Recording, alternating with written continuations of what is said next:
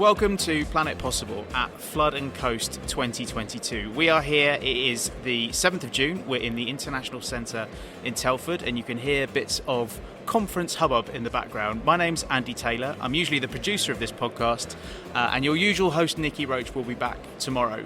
But we're here to do 2 daily special podcasts just to reflect what's going on at the conference. I am joined by the ubiquitous Al Chisholm, SciWEM's Director of Policy, always our expert in situ, and he's going to be doing a lot of interviews over the next couple of days. But you've just witnessed the first session, which was quite a big one, making some headlines today, wasn't it, that session? Yeah, Andy, we had Minister Powell, Rebecca Powell, and Sir James Bevan, Chief Executive of the Environment Agency, up first in the keynote speech this morning. So one of the things that Sir James said, which is probably quite a tricky subject area, is really whether or not communities might need to effectively retreat from where they currently live and relocate. And that's been an issue that politicians in particular have really skirted around and not wanted to engage with. But Sir James was quite candid about the need to do that in coming decades. He did say that we probably don't understand exactly where it might need to happen at the moment. This was particularly directed at coastal communities in the face of sea level rise and increased coastal erosion. Wherever possible, they should have a say in what happens to them. But really that some people are going to have to move, but that process will have to be a conversation. It will have to really closely engage the communities concerned, understand all of the options on the table, all of the mechanisms for support that might exist for them, and really co-create those solutions.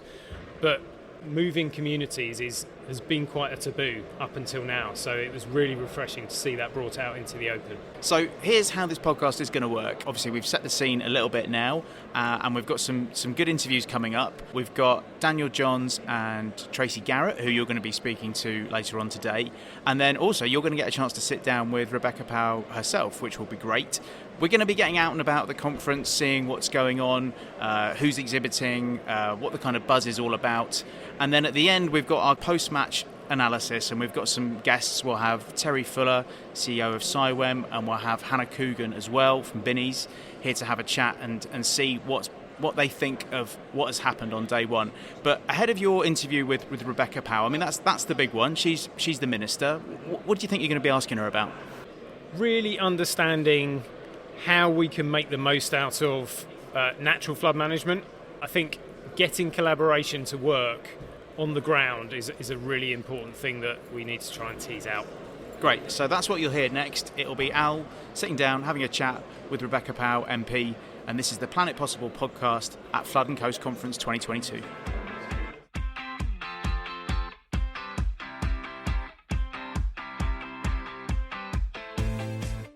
Welcome, Minister. Thanks ever so much for giving us some time here at Flood and Coast. How are you finding the conference so far?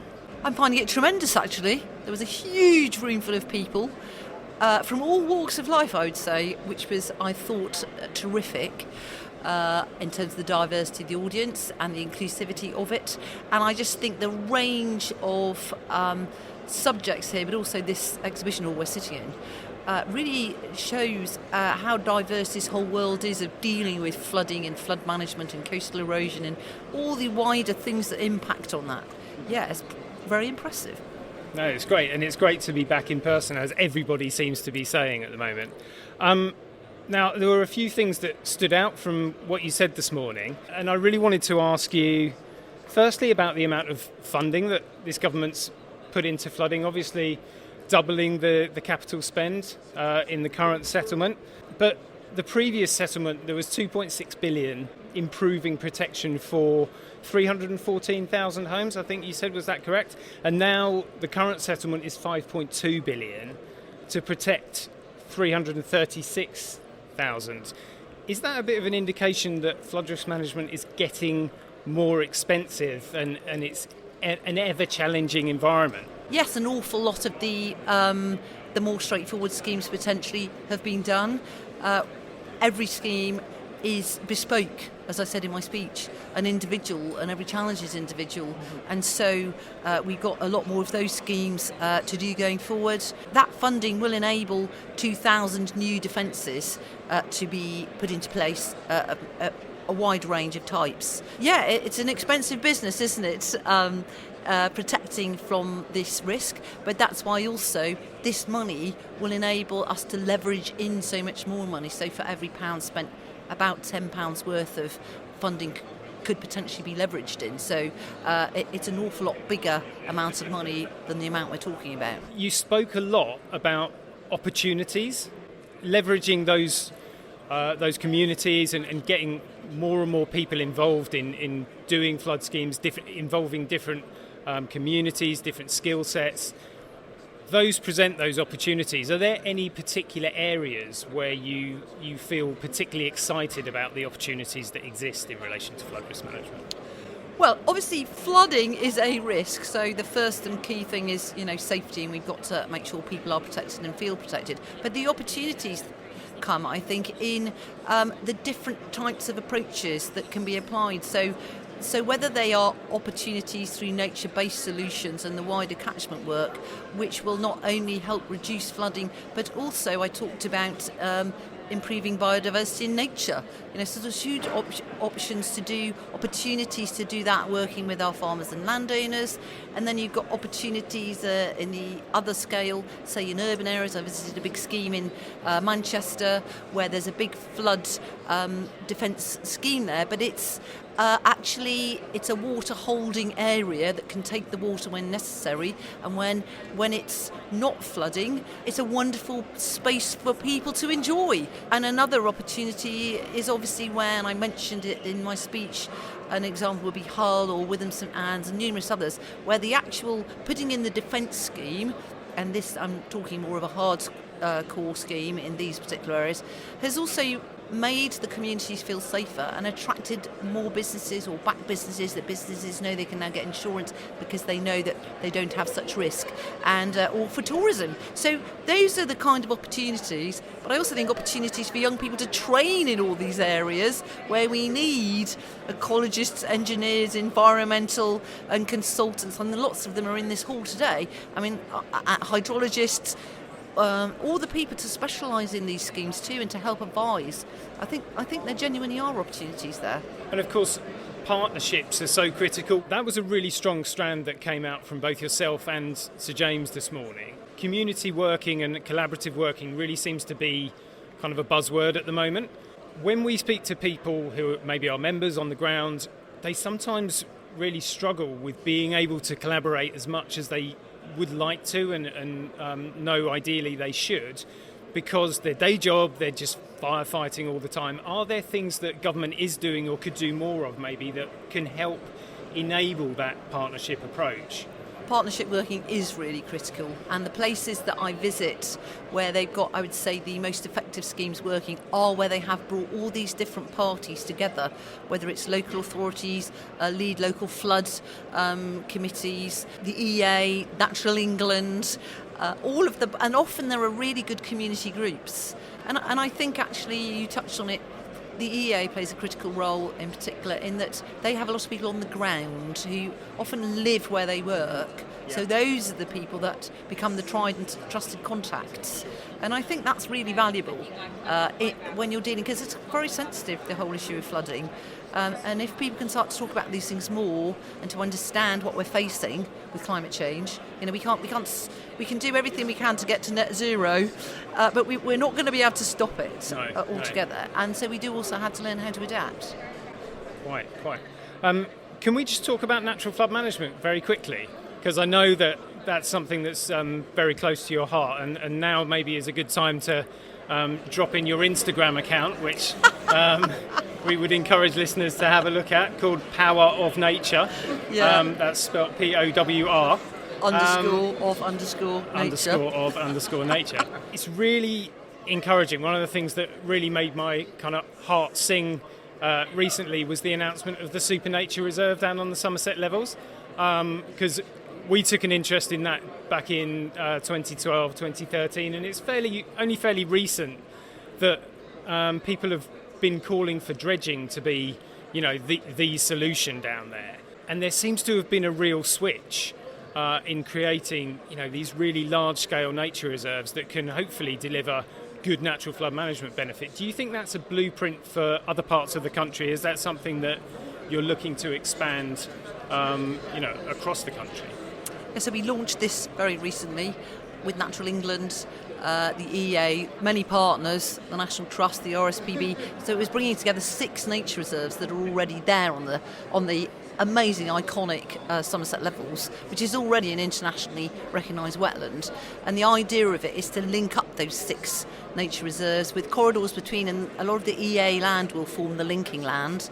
And yes, it's been a real change in mindset, though, because there has been this old-fashioned thinking that it's, dredge. There's still a place for dredging, but on the levels in particular, working with farmers and landowners as well, so they'll be able to apply for some of the new funding to have their land re-wetted more often, because it is traditionally called the summer lands, the Somerset Levels, just dry in the summer where the cattle go down to graze, and then taking the water in the winter.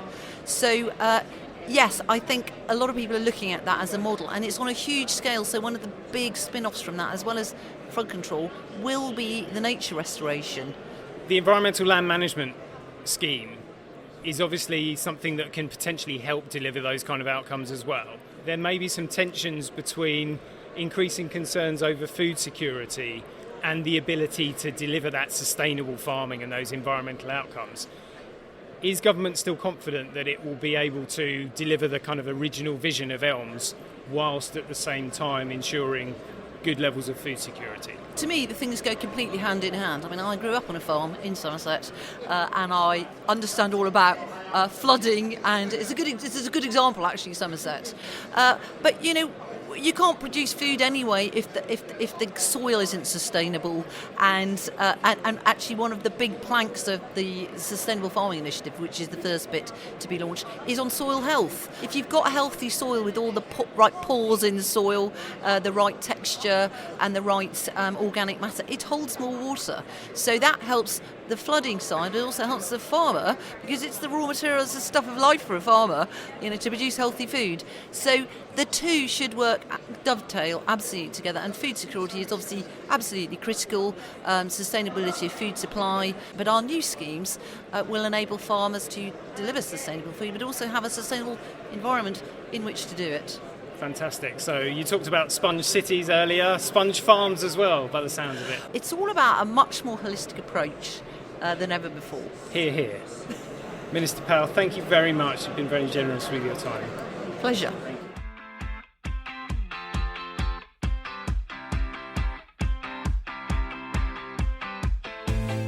Our season sponsors for Planet Possible are Binnies, who recognise the opportunity that bringing together a breadth of professions creates to be truly amazing. Their engineers, scientists, constructors and environmental professionals collaborate to drive innovation, and Binnies, like Cywim, believe that podcasts are a fantastic way to showcase some of the role models, global best practice and innovation that we have across the water and environment sector. We're grateful to Binnies for their support, as it enables us to bring Planet Possible to you this season.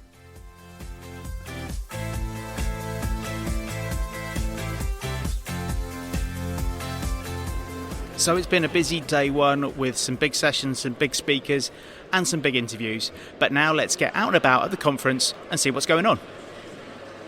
It's Andy here. I am on the floor of the conference and I am next to a very big whirling machine with water in, which you can hear now.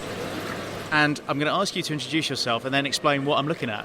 I'm Martin van Nieuwenhuizen from Aquatic Control Engineering. And what we're looking at the moment is an fully enclosed, rotating, fish-friendly Archimedean screw pump. It rotates and the screw lifts water up, but in this case the whole outside of the screw is a fully rotating drum, and therefore we've removed all of the pinch points and areas which can cause damage and fatality to fish.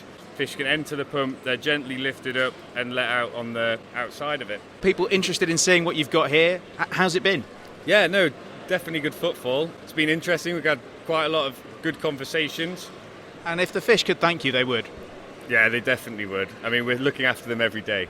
So it's Andy again. I've come outside of the conference centre, and in the car park is the Floodmobile. At Flood Mary, I'm known as mostly on Twitter. But the Floodmobile is sort of my idea. It's a house on wheels which we take into at-risk communities to show them what they can do at a property level to both try and keep the water out and then using materials to help the property recover after a flood. Let's step in. Here we go. We're going in the Floodmobile. Wow, so it looks like we have got hundreds of bits of tech in here, but it all looks simple, applicable stuff that could be in any house, really. Self-closing air brake, so the minute the flood water hits it, it acts on your behalf. It's a bit like a non-return valve for air brakes. Another thing I like about it, if you can hear, it's got sort of little balls in it. If it's a windy day, it will rise and seal up your air brake until the wind goes. And, I think all houses ought to have them, really. People need that. They need someone that gets what they're going through. And then they leave and they feel incredibly positive. And, they may arrive very upset, angry, but they always leave saying, thank you, I've learnt a lot. And that means everything to me. Right, I'm at stand C7. It says WM plant hire, but it's attracting a bit of buzz because there's a little game here that this fella who is now going to introduce himself to me has just played. What's your name? It's Andrew Yates from Flood Control International. Tell me what you've just done. So I've just had a little game where we had to drive a little digger, remote controlled, or excavator, picking up some rocks, some fake rocks, and then dropping them into a hole. I did all right. I came fourth in the current times. That's all right, yeah. What's the record so far? Top time is 1 minute and 1 second. And this is a reigning champion from previous years. We can't have the same person winning it. Are you going to come back and have another go? Well, I'm leaving in probably about half an hour, so I don't know. Oh, here we go. Look, lifting a stone at the moment. Sounds like you're breaking it. It's fine. I've mastered it now. We're good.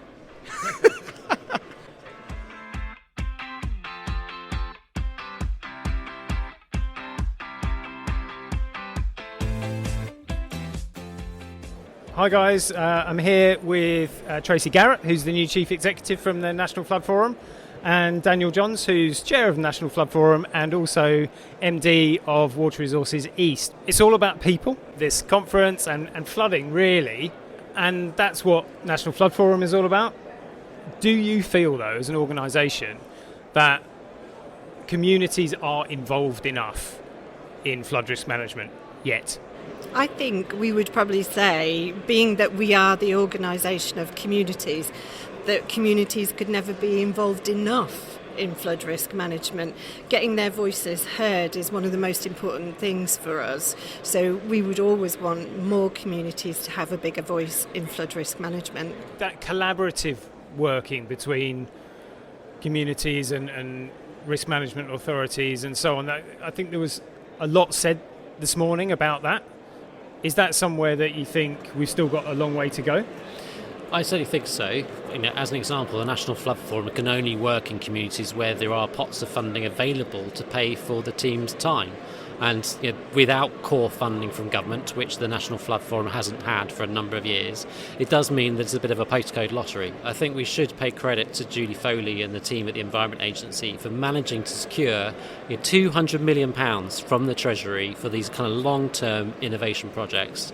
The Coastal Change Project, the Adaptation Pathways and the Resilience Innovation programme bids. It is really difficult. Tell me, I can tell you from experience that it is really, really difficult to get long-term funding out of the Treasury's cold, wizened grip. And she manages to get £200 million. And the National Flood Forum is part of 4 of those resilience innovation projects. And that's fantastic for the forum because it means we've got that security of funding for the long term to be able to recruit the skills and build the capacity within the team that we need to be able to help people more generally. Brilliant. That is a wonderful segue into some of the other stuff that you do, Daniel, in your Water Resources East capacity, looking at water scarcity and the provision of water resources. It seems that we're seeing increasing integration between the flood risk side of things and the water resources side of things. How are regional planning groups helping that? What are you doing in the East to really drive that forward? Yeah, well, first of all, I think Water Resources East is almost unique within the country as set up by Anglian Water originally, but now as a cross-sector independent membership body there to manage both scarce water resources but also in ways that deliver wider environmental benefits.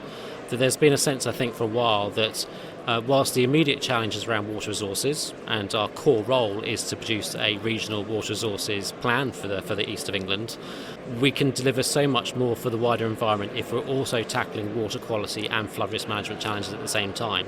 There's a sense that there's a kind of missing middle within the governance structure of how environmental improvement is delivered on the ground. You have national policy, DEFRA setting statutory targets, for example. Under the Environment Act, you've got the 25-year environment plan. But then there's a kind of disconnect, I suppose, between the national delivery and what happens then within individual organisations, by local councils, by IDBs, by environment agencies at a much more discrete, localised level. A tendency is always to work within silos, and I think Water Resources East has the ability to kind of draw this work together, to kind of create that partnership, to work at a catchment scale, to hopefully achieve all these different objectives together in one go. I'm going to come back to you, Tracy, for the last question, because I know your background, you were at Woodland Trust before, so you know about the whole nature-based solutions piece. Can you see a world where flood action groups are working really, really closely with catchment partnerships to deliver natural flood management at these kind of scales? Is that somewhere that you can see National Flood Forum going? Potentially, yeah. I think one of the key things that has come out today and in my 1 month with the NFF is that really we need to be looking at integrated solutions and partnership working. So how we take that forward into the future is going to be absolutely critical for success.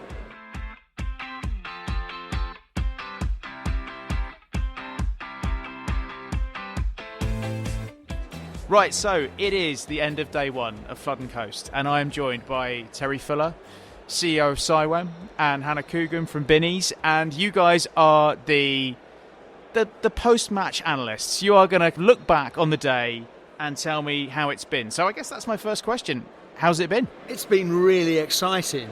And I think you can hear that excitement. So probably on the background of this recording, you can hear that hubbub of chatter behind us. And that's something which I'd forgotten about, actually, because you don't replicate that on Zoom, do you? So just that simple walking into this space, hearing all that excitable conversation going on, it's been brilliant, isn't it? Yeah, I think it's the atmosphere. Again, you can't replicate that online. You can't replicate walking around the room and bumping into people you haven't seen for years and having a catch up and having a chat. So it's been brilliant to see a lot of people and to get involved in things.